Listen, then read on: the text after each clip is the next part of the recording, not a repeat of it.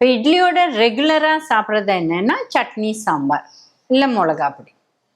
இப்போ என்ன ரீசெண்டாக எப்படி வந்துடுச்சுன்னா இட்லியோட வடக்கறி, இட்லியோட குருமா, இந்த மாதிரிலாம் சாப்பிட ஆரம்பித்தோம்னா இது இட்லியோட பெனிஃபிட்டையே வந்து குவெஸ்டன் மார்க் ஆக்கிடும்.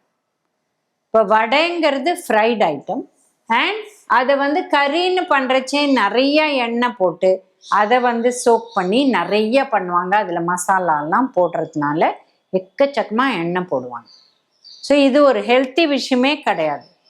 அதை இட்லி ஹெல்த்தின்னு நினச்சிட்டு இட்லி நிறையா சாப்பிட்றேன்னு வடகறியும் நிறையா சாப்பிட்டுட்டாங்கன்னா அது ஹெல்த்தி உணவே கிடையாது.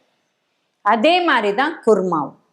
குருமா வந்து வெஜிடபிளோட போட்டு தேங்காய் கடைசியில் கொஞ்சமாக போட்டு லாஸ்ட் கொதியில் தேங்காய் போட்டு எடுத்துட்டாங்கன்னா ஓகே. சில பேர் அணைச்சிட்டு கூட தேங்காய் போடுவாங்க, அது கூட நல்லது. பட் இந்த தேங்காவை போட்டு ரொம்ப நேரம் கொதிக்க வச்சு அதான் டேஸ்ட் அப்படின்னு சொன்னாங்கன்னா அந்த தேங்காய்லேருந்து லிட்டரலாக தேங்காய் எண்ணெயே வந்து அந்த வந்து குருமாக்குள்ளே போயிடும். அதனால அந்த அளவு தேங்காவை கொதிக்க விடுறது நல்லதில்லை. அண்ட் அதில் வெஜிடபிள்ஸும் பார்த்தீங்கன்னா என்ன மாதிரி வெஜிடபிள், நிறைய பீன்ஸு கேரட் அந்த மாதிரி இருக்கா இல்லை ஜாஸ்தி உருளைக்கிழங்கு தான் இருக்கா, இதெல்லாம் பெரிய கேள்விக்குறி.